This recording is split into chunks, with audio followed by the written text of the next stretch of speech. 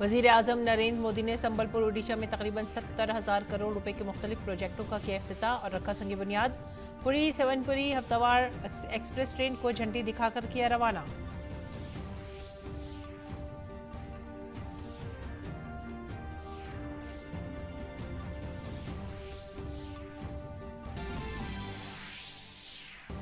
वजीर आजम ने कहा कि इंसाफ को यकीनी बनाने के लिए मुल्कों के दरमियान ताउन जरूरी। Commonwealth legal education association Commonwealth attorney and solicitor general conference 2024 का किया इफ्तिताह। 3 नए फौजदारी कवानीन में सजा के बजाय इंसाफ पर दिया गया जोर।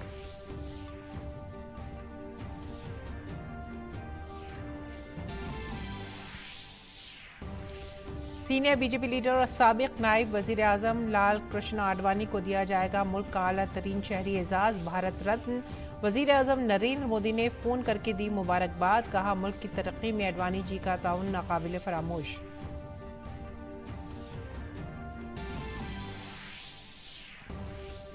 नायब सदर जमहूरिया जगदीप धनखड़, वजीर दिफा राजनाथ सिंह, मरकजी वजीर नितिन गडकरी, किरण रिजिजू और मुल्क के कई मौजूद शख्सियात ने आडवाणी जी को आला तरीन एजाज देने के फैसले पर किया खुशी का इजहार। आडवाणी जी को बताया सियासत में पाकीज़गी, लगन और अज़्म की अलामत।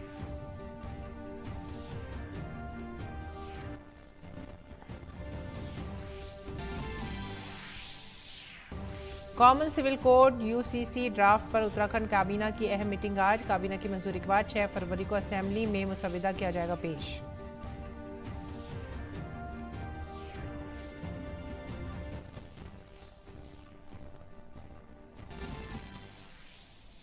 विशाखापट्टनम टेस्ट पर भारत की गिरफ्त मजबूत। इंग्लैंड की टीम 253 रन पर आउट। बुमराह के लिए 6 विकेट। भारत को पहली इनिंग में 154 रन की सबकत। दूसरे दिन का खेल खत्म होने पर भारत ने दूसरी इनिंग में बनाए बगैर विकेट खोए 28 रन।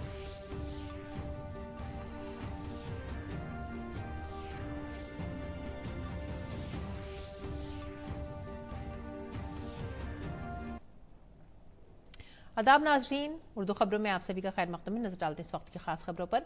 वजीर आजम नरेंद्र मोदी ने संबलपुर ओडिशा में एक अवामी तकरीब के दौरान 68,000 करोड़ रुपए से ज्यादा के कई बुनियादी ढांचे के मंसूबों का इफ्तिताह किया और संग बुनियाद रखा। वजीर आजम ने तकरीबन 28,980 करोड़ रुपए की लागत वाले कई पावर प्रोजेक्टों का भी इफ्तिताह किया और संग बुनियाद भी रखा। उन्होंने ओडिशा के अंगोल जिले में एनटीपीसी ताल चीर थर्मल पावर प्रोजेक्ट स्टेज 1 का संग बुनियाद भी रखा। ये पावर प्रोजेक्ट ओडिशा के साथ साथ दीगर कई रियासतों को भी सस्ती बिजली फराहम करेंगे।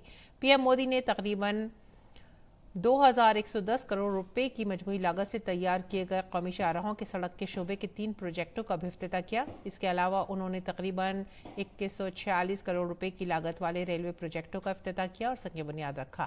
वजीर आजम ने संबलपुर रेलवे स्टेशन की तामीर नौ का भी संग बुनियाद रखा, जिसका फन तामीर शैल श्री पैलेस से मुतासिर है। इसके अलावा उन्होंने Jharsuguda head post office heritage building को भी कौम के नाम वक्फ किया।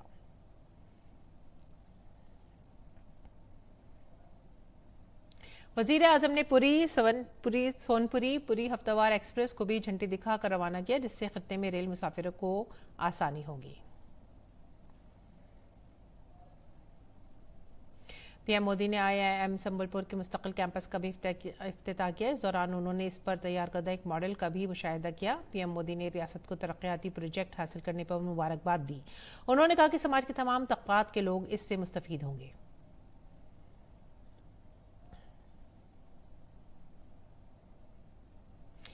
वजीर आजम मोदी ने इस मौके पर कहा कि हुकूमत गरीबों की जिंदगी आसान बनाने के लिए मुसलसल काम कर रही है और इसके तहत गरीबों का बिजली बिल सिफर करने की कोशिशें जारी हैं।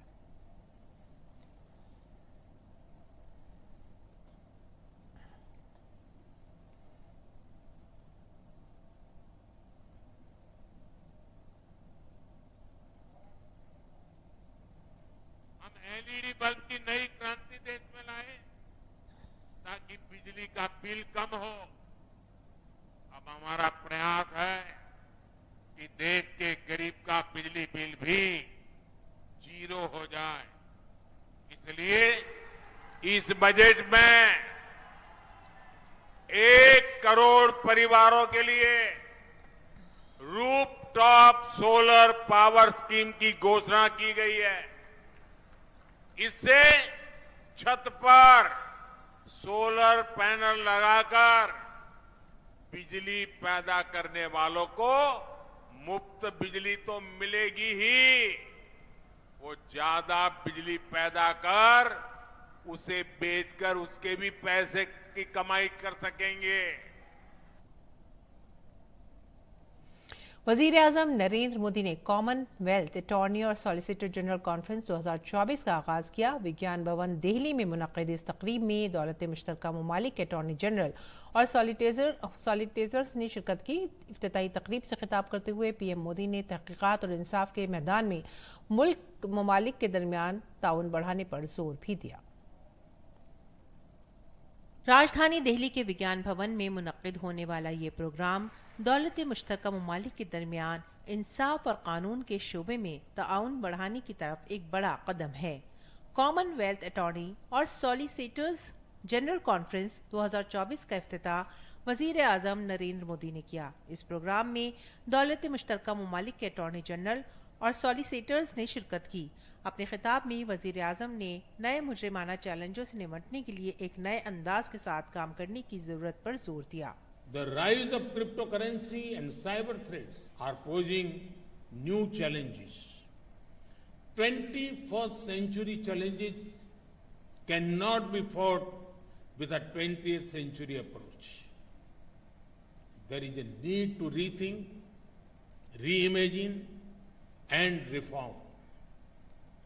This includes modernizing legal systems that deliver justice. This includes making our systems more flexible and adaptable. इंसाफ के मैदान में हिंदुस्तान में किए गए तजुर्बात का हवाला देते हुए वजीर आजम ने कहा कि हिंदुस्तान अपने तजुर्बात को दुनिया के साथ मुश्तरक करने के लिए तैयार है।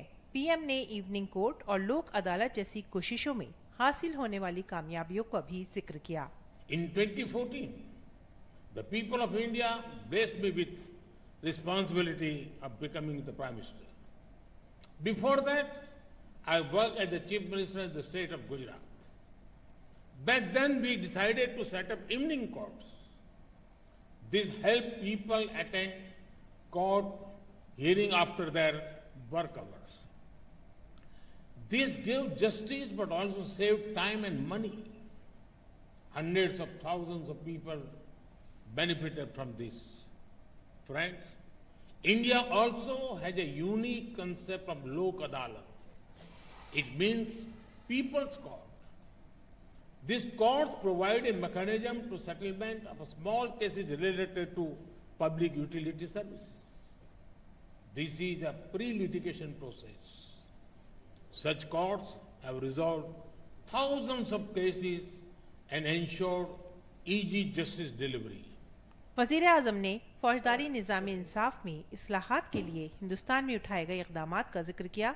वजीर आजम ने कहा कि 3 नए फौजदारी क़वानीन से लोगों को इंसाफ मिलना आसान हो जाएगा। India is also modernizing laws to reflect the present realities. Now, the 3 new legislations have replaced more than 100-year-old colonial criminal laws. Earlier, the focus was on punishment and penal aspects.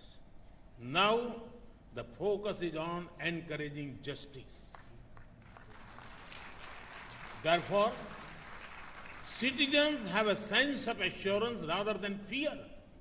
इंसाफ की फराहमी में सरहद पार challenges के उन्वान पर मुनक्किद की गई ये conference अदालती निज़ाम को मजीद मौसर बनाने और जदीद कानूनी तालीम को बेहतर बनाने के हवाले से एक अहम कदम है। दुनिया भर के नामवर कानूनी माहिरीन की ये कॉन्फ्रेंस इंसाफ और कानून के शोबे में आलमी ताउन को मजबूत बनाने के लिए एक बेहतरीन इक़दाम भी है। विकास सारथी, डीडी न्यूज़ के लिए। और वजीर आजम नरेंद्र मोदी ने पाली में मुनक्किद सांसद खेल महाकुंभ से वीडियो कॉन्फ्रेंसिंग के जरिए खिताब किया। उन्होंने कहा कि सांसद खेल महाकुंभ में खिलाड़ियों में जोश खरोश और खुद इत्मादी नजर आ रही है। आज हुकूमत की तरफ से भी खेलों के जज्बे को बढ़ावा दिया जा रहा है जो खिलाड़ियों में होता है। सांसद खेल महाकुंभ, उसमें जो उत्साह दिख रहा है, ये जो आत्मविश्वास नजर आ रहा है, आज हर खिलाड़ी की हर युवा की पहचान ये उत्साह, ये उमंग, ये जोश बन चुका है। आज खेलों के लिए सरकार की भी वही स्पिरिट है जो मैदान पर खिलाड़ी की होती है। पीएम ने कहा कि सांसद खेल महाकुंभ ने अजला और रियासतों में लाखों खिलाड़ियों को खेलने का मौका दिया है। ये खेल महाकुंभ नए खिलाड़ियों को तलाशने और तैयार करने का भी एक नया वसीला बन रहा है। वजीर आजम ने अपने पैगाम में कहा कि खेल मुकाबले नौजवानों को बहुत सी बुराइयों से बचाते हैं। खेलों की एक बहुत बड़ी ताकत ये भी होती है कि खेल युवाओं को बहुत सी बुराइयों से बचाकर रखते हैं। खेलों में इच्छा शक्ति मजबूत होती है, एकाग्रता बढ़ती है, हमारा फोकस क्लियर रहता है। चाहे ड्रग्स का जाल हो, दूसरे पदार्थों की लत हो, जो खिलाड़ी हैं वो इन सब से दूर रहता है। इसलिए खेल व्यक्तित्व के विकास में भी बड़ी भूमिका निभाते हैं। बीजेपी के सीनियर लीडर और साबिक नायब वजीर आजम लाल कृष्ण आडवाणी को मुल्क के सबसे बड़े एजाज भारत रत्न से नवाजा जाएगा। इसका ऐलान खुद वजीर आजम ने किया। ये तस्वीर उनकी रिहायशगाह की हैं, जहां वो सबको मुबारकबाद दे रहे हैं। पीएम मोदी ने कहा कि मुझे ये बताते हुए बहुत खुशी है कि श्री लाल कृष्ण आडवाणी जी को भारत रत्न से नवाजा जाएगा। मैंने उनसे बात भी की और उन्हें इस एजाज से नवाजे जाने पर मुबारकबाद दी। वो हमारे दौर के मोअज़्ज़िज़ तरीन सियासतदानों में से एक हैं। हिंदुस्तान की तरक्की में उनका ताउन नाकाबिले फरामोश है। उनकी जिंदगी निचली सतह पर काम करने से शुरू होकर हमारे नायब वजीर आजम के तौर पर मुल्क की खिदमत करने तक है। उन्होंने हमारे वजीर दाखिला और वजीर इत्तलात व नशरियात के तौर पर भी अपनी शिनाख्त बनाई। उनका पार्लिमानी तर्ज अमल हमेशा मिसाली और बसीरत अफरोज रहा। नायब सदर जमहूरिया जगदीप धनखड़ ने बीजेपी के सीनियर लीडर लाल कृष्ण आडवाणी को भारत रत्न से नवाजे जाने पर अपनी खुशी का इजहार किया। तो राम जी की कृपा इतनी जबरदस्त हुई कि श्री LK आडवाणी जी को भारत सरकार ने भारत रत्न दे दिया है।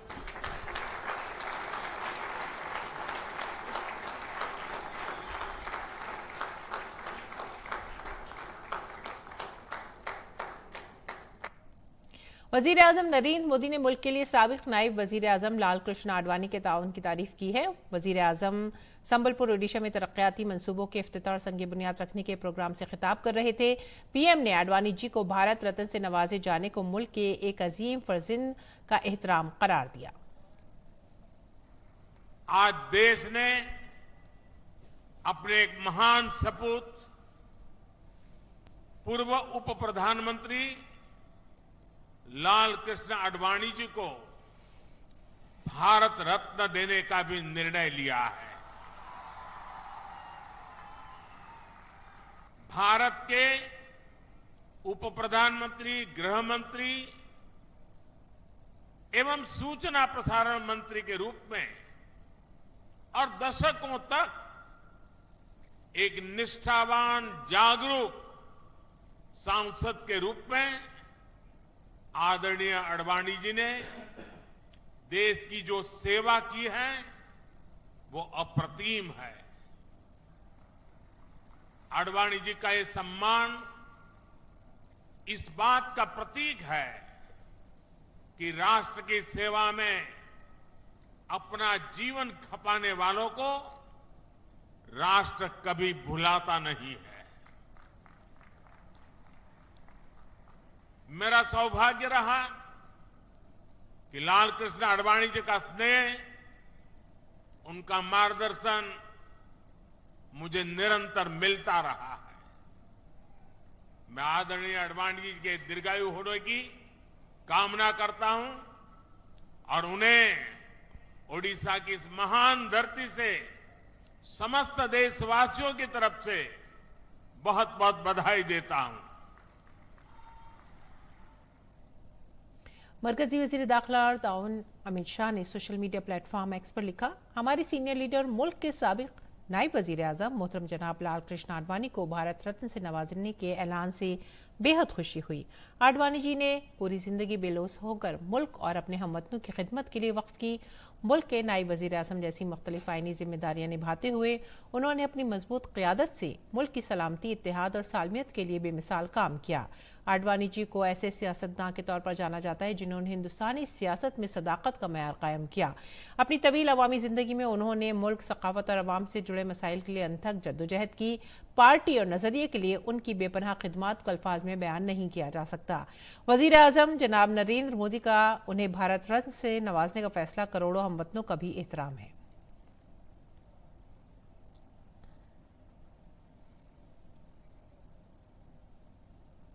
वजीर दिफा राजनाथ सिंह ने भी बीजेपी के सीनियर रहनुमा और साबिक नायब वजीर आजम लाल कृष्ण आडवाणी को मुल्क के सबसे बड़े शहरी एजाज भारत रत्न से नवाजे जाने का खैर मकदम किया। अपने ट्वीट में उन्होंने कहा, मैं काबिल एहतराम लाल कृष्ण आडवाणी जी को भारत रत्न से नवाजने के फैसले पर बहुत खुशी और मसरत महसूस कर रहा हूं, जो हम सब के लिए बाइसे तरगीब और मुल्क के सीनियर रहनुमा हैं। वो सियासत में लगन, अज़्म और पाकीज़गी की अलामत हैं। आडवाणी जी ने अपनी तवील अवामी जिंदगी में मुख्तलिफ किरदारों में मुल्क की तरक्की और कौम की तामीर में जो अहम किरदार अदा किया है वो नाकाबिल फरामोश और मुतासर कुन है। उन्होंने हिंदुस्तान के इत्तेहाद और सालमियत को बरकरार रखने में अहम किरदार अदा किया है। एक कौमी रहनुमा के तौर पर उन्होंने अपनी इल्मी सलाहियतों के अलावा पार्लिमानी और इंतजामी सलाहियतों से मुल्क और जमहूरियत को मजबूत किया है। उनको भारत रत्न अवार्ड मिलना हर हिंदुस्तानी के लिए खुशी की बात है। मैं इस फैसले के लिए वजीर आजम का शुक्रिया अदा करता हूं और आडवाणी जी को मुबारकबाद पेश करता हूं।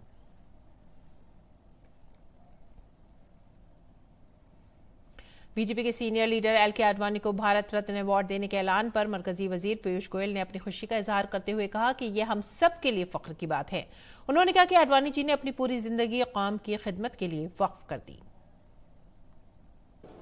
माननीय लाल कृष्ण आडवाणी जी को भारत रत्न देने का निर्णय लिया है, ये हम सब के लिए बहुत ही खुशी की बात है, गर्व की बात है कि भारत का एक ऐसा सपूत जिसने पूरा जीवन देश सेवा में लगाया, पूरा जीवन राष्ट्र की जनता की सेवा में समर्पित किया और भारतीय जनता पार्टी को आज की ऊंचाई तक पहुंचाने में एक आधार स्तंभ की तरह जिन्होंने सेवाएं दी, ऐसे हम सबके प्रिय, हम सबके मार्गदर्शक माननीय श्रद्धेय श्री लाल कृष्ण आडवाणी जी को सम्मानित किया जा रहा है। बीजेपी के सीनियर लीडर लाल कृष्ण आडवाणी को भारत रत्न देने के ऐलान पर मरकजी वजीर अनुराग सिंह ठाकुर ने कहा कि लाल कृष्ण आडवाणी जी आजाद हिंदुस्तान के सबसे बड़े लीडरों में से एक हैं, जिन्होंने राम मंदिर के लिए यात्रा भी की और इसका अहद लिया। वजीर आजम मोदी की तरफ से हमारे प्यारे लीडर लाल कृष्ण आडवाणी को भारत रत्न देने के फैसले से करोड़ों हिंदुस्तानियों के चेहरे पर खुशी आ गई है। मैं उनका शुक्रिया अदा करता हूँ और लाल कृष्ण आडवाणी जी को मुबारकबाद देता हूँ। आजाद भारत के सबसे बड़े नेताओं में से और स्टेट्समैन के रूप में भी जाने वाले, भारतीय जनता पार्टी का संगठन का बहुत विस्तार करने वाले और जिन्होंने राम मंदिर के लिए यात्रा भी की, संकल्प भी लिया, ऐसे हमारे प्रिय नेता लाल कृष्ण आडवाणी जी को भारत रत्न देने का जो निर्णय प्रधानमंत्री मोदी जी ने लिया है वो करोड़ों हिंदुस्तानियों को बहुत प्रसन्नता उनके चेहरे पर लाई है। मैं उनका बहुत बहुत आभार प्रकट करता हूं, आडवाणी जी को बधाई देता हूं। बीजेपी के सीनियर लीडर लाल कृष्ण आडवाणी को भारत रत्न देने के ऐलान पर मरकजी वजीर नितिन गडकरी ने अपनी खुशी का इजहार करते हुए कहा कि हमारे लिए बाइसे तरकीब लाल कृष्ण आडवाणी को भारत रत्न से नवाजा जाना हमारे और पूरे मुल्क के लिए फख्र का लम्हा है। हमारे प्रेरणा स्त्रोत्र लाल कृष्ण आडवाणी जी को भारत रत्न से गौरवान्वित करना ये पूरे देश के लिए और हम सब के लिए बहुत गौरव का क्षण है। आडवाणी जी ने अपना संपूर्ण जीवन देश के लिए और समाज के लिए समर्पित किया। उनके जीवन की शुरुआत से ही संघ के प्रचारक के रूप में उन्होंने अपने जीवन को समाज सेवा के लिए समर्पित किया था। भारतीय जनता पार्टी के विस्तार में अटल जी और आडवाणी जी की भूमिका बहुत महत्वपूर्ण रही। मेरा ये सौभाग्य रहा कि दोनों के साथ काम करने का मुझे मौका मिला। लाल कृष्ण आडवाणी को भारत रत्न देने के ऐलान पर उनकी बेटी प्रतिभा आडवाणी ने कहा, मैं और पूरा कुंबा बहुत खुश हैं। उन्होंने कहा कि उनके वालिद ने अपनी पूरी जिंदगी मुल्क की खिदमत में गुजारी और मुल्क के शुक्रगुजार हैं। मुझे भी को इतना बड़ा सम्मान, देश का सर्वोच्च सम्मान मिला है। निश्चित ही आज मुझे एक व्यक्ति जिसकी याद सबसे ज्यादा आ रही है वो मेरी माँ है, और माँ का दादा के जीवन में बहुत बड़ा योगदान रहा है, निजी जीवन में भी और राजनीतिक जीवन में भी। दादा बहुत खुश हैं। मैंने जब दादा को बताया, मुझे पता लगा और मैंने दादा को बताया, तो वो बहुत ही खुश थे और उन्होंने यही चीज बोली कि जीवन में उन्होंने अपना पूरा जीवन देश की सेवा में लगाया। इसके लिए वो बहुत खुशगुजार हैं और प्रधानमंत्री श्री नरेंद्र मोदी का धन्यवाद करते हैं और देश की जनता का, जिनसे वो असीम प्रेम करते हैं, उनका भी बहुत धन्यवाद करते हैं कि जीवन के इस पड़ाव पर उनको इतना बड़ा देश का सबसे सर्वोच्च सम्मान मिला। बीजेपी के सीनियर लीडर और साबिक नायब वजीर आजम लाल कृष्ण आडवाणी के बेटे जयंत आडवाणी ने अपने वालिद को भारत रत्न से नवाजने पर मोदी हुकूमत का शुक्रिया अदा किया। My family and me are extremely delighted on this new development. I would like to thank the Honorable Prime Minister Shri Narendra Modi ji for conferring this award on my father. My father has been in public life for many decades and his contribution to public life has been immense. And it is wonderful to note that at this stage of his life, his efforts are being recognized in this magnificent way. Once again, thanks a lot to the government of the day.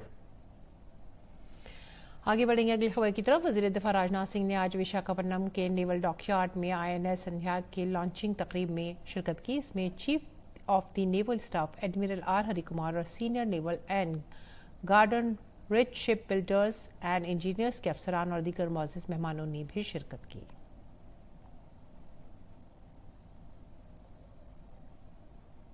इस programme से खिताब करते हुए वजीर दिफा राजनाथ सिंह ने कहा कि आज का दिन हिंदुस्तानी बहरिया के लिए फख्र किया है। उन्होंने हिंदुस्तानी बहरिया को INS संध्या के लिए मुबारकबाद भी दी। भारतीय नौसेना के लिए आज का दिन हिस्टोरिकल है। INS संध्यायक का हमारी नौसेना में शामिल होना निश्चित रूप से हमारी नौसेना की इस पूरे क्षेत्र में शांति व सुरक्षा को बनाए रखने में सहायता करेगा। मैं भारतीय नौसेना को INS संध्यायक प्राप्त होने पर हार्दिक बधाई देता हूं। उन्होंने मजीद कहा कि अपनी और दूसरों की हिफाजत करना हमारी सकाफत की अक्कासी है। आज हम अपने आप के साथ साथ अपनी सरहदों, खासतौर पर बहर की हिफाजत कर रहे हैं। जब आप अपनी सुरक्षा से ऊपर उठकर दूसरों की सुरक्षा करते हैं तो आपके संस्कार दिखाते हैं, आपकी संस्कृति यानी आपकी कल्चर को यह परिलक्षित करते हैं। स्वतंत्रता के बाद हमें अनेक मुश्किलों का सामना करना पड़ा है। अनेक मोर्चों पर हम कठिनाइयों का सामना कर रहे थे, लेकिन एक राष्ट्र के रूप में हम लगातार अपनी सुरक्षा के लिए सदैव आगे बढ़ते रहे। हमने अनेक आघातों से अपनी सुरक्षा की और आज विकास के क्रम में हम इतने आगे बढ़ चुके हैं।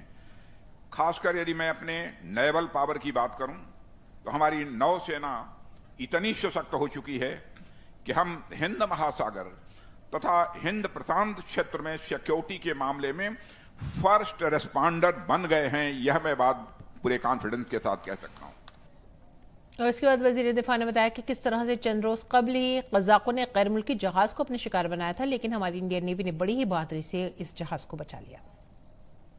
बीते दिनों आप जानते हैं कि किस प्रकार से समुद्री लुटेरों ने अरब सागर में हमारे कोस्ट से लगभग 2000 किलोमीटर दूर यमवी लीला नॉर्फॉक नामक एक जहाज को हाईजैक करने का प्रयास किया, लेकिन भारतीय नौसेना ने अपनी सूझबूझ व साहस का परिचय देते हुए उस जहाज को लुटेरों के चंगुल से सुरक्षित बाहर निकालने में कामयाबी हासिल की है।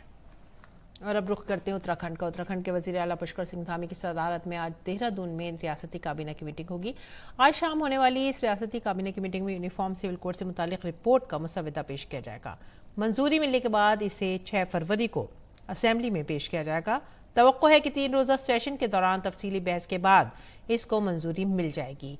कल यूसीसी से मुतालिक माहिरीन की कमेटी की chairperson retired justice Ranjana Prakash Desai और उनकी टीम ने रिपोर्ट को मुसव्वदा वजीर आला पुष्कर सिंह धामी को पेश किया था। और खेल की खबरों में विशाखापट्टनम टेस्ट में भारत ने अपनी गिरफ्त मजबूत कर ली है। इंग्लैंड की टीम पहली इनिंग्स में 253 रन पर ही आउट हो गई। इस तरह पहली इनिंग्स की बुनियाद पर भारत को 154 रन की सबकत हासिल हो चुकी है। भारत के लिए जसप्रीत बुमराह ने 6 विकेट लिए हैं। इससे कबल भारत ने 6 विकेट पर 336 रन के स्कोर से आगे खेलना शुरू किया। भारत की टीम 396 रन पर आउट हो गई। यशस्वी जायसवाल ने भारत के लिए डबल सेंचुरी स्कोर की। दूसरे दिन का खेल खत्म होने पर भारत ने दूसरी इनिंग्स में बगैर विकेट खोए 28 रन बना लिए हैं। इसी के साथ ही आप हमारी पूरी टीम को दीजिए इजाजत। आदाब।